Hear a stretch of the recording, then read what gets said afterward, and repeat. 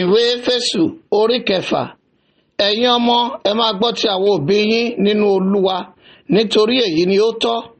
Bọ̀wọ̀ fún bàbá àti ìyá rẹ, èyí ní í ṣe òfin kìíní pẹ̀lú ìlérí, kí ó lè dára fún ọ àti kí ìwọ kí ó lè wà pẹ́ ní ayé. Àti ẹ̀yin bàbá, ẹ má ṣe mú àwọn ọmọ yín bínú, ṣùgbọ́n ẹ máa tọ́ wọn nínú ẹ̀kọ́ àti ìkìlọ̀ Olúwa.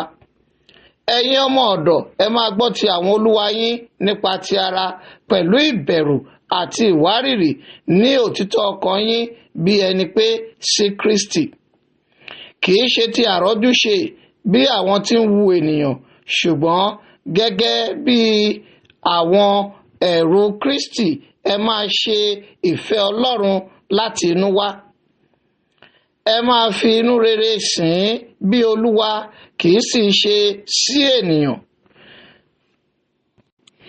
Bí ẹ̀yin ti mọ̀ pé ohun rere kóhun rere tí olúkúlùkù bá ṣe, òun náà ni yóò sì gbà padà lọ́wọ́ Olúwa, ìbáà ṣe ẹrú tàbí òmìnira. Àti ẹ̀yin Olúwa, ẹ máa ṣe ohun kan náà sí wọn. Ẹ máa dín ìbẹ̀rù yín kù, bí ẹ̀yin ti mọ̀ pé Olúwa ẹ̀yin tìkálára yín sì ń bẹ ní ọ̀run, kò sì sí ojúṣàájú ènìyàn lọ́dọ̀ rẹ̀.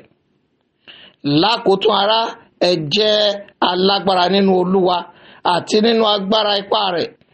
Ẹ gbé gbogbo ìhámọ́ra Ọlọ́run wọ̀, kí ẹ̀yin kó lè kọ ojú ìjà sí àrékérekè èṣù. Nítorí pé kì í ṣe ẹ̀jẹ̀ àti ẹran ara ni àwa ń bá jìjàkadì, ṣùgbọ́n àwọn ìjòyè, àwọn ọlọ́lá, àwọn aláṣẹ ibi òkùnkùn ayé yìí àti àwọn ẹ̀mí búburú ojú ọ̀run. Nítorí náà, ẹ gbé gbogbo ìhámọ́ra Ọlọ́run wọ̀, kí ẹ̀yin kí ó sì lè dúró tiiri sí ọjọ́ ibi. Nígbà tí ẹ̀yin bá sì ti ṣe ohun gbogbo tán, kí ẹ sì dúró.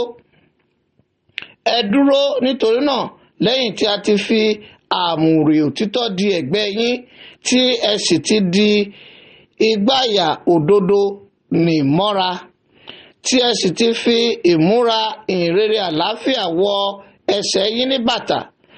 Lékè gbogbo rẹ̀, ẹ mú àpáta ìgbàgbọ́, nípa èyí tí ẹ̀yin ó lè máa fi paná gbogbo ọfà iná ẹni bí nì. Kí ẹ sì mú àṣíborí ìgbàlà àti idà ẹ̀mí tí í ṣe ọ̀rọ̀ Ọlọ́run. Pẹ̀lú gbogbo àdúrà àti ẹ̀bẹ̀ ni kí ẹ máa gbàdúrà nígbà gbogbo nínú ẹ̀mí, kí ẹ sì máa ṣọ́ra sí i nínú ìdúróṣinṣin gbogbo àti ẹ̀bẹ̀ fún gbogbo ènìyàn mímọ́. Àti fún mi, kí a lè fi ohun fún mi, kí èmi kí ó lè fi ìgboyà ya ẹnu mi láti máa fi ohun ìjìnlẹ̀ ìhìnrere hàn. Nítorí èyí pẹ̀lú jẹ́ ikọ̀ nínú ẹ̀wọ̀n, kí èmi kí ó lè máa fi ìgboyà sọ̀rọ̀ nínú rẹ̀, gẹ́gẹ́ bí ó ti tọ́ fún mi láti máa sọ. Ṣùgbọ́n kí ẹ̀yin pẹ̀lú kí ó lè mọ̀ bí nǹkan ti rí fún mi, bí mo ti ń ṣe sí Tíkù, arákùnrin olùfẹ́ àti ìránṣẹ́ olóòótọ́ nínú Olúwa, yóò sọ ohun gbogbo di mímọ̀ fún yín.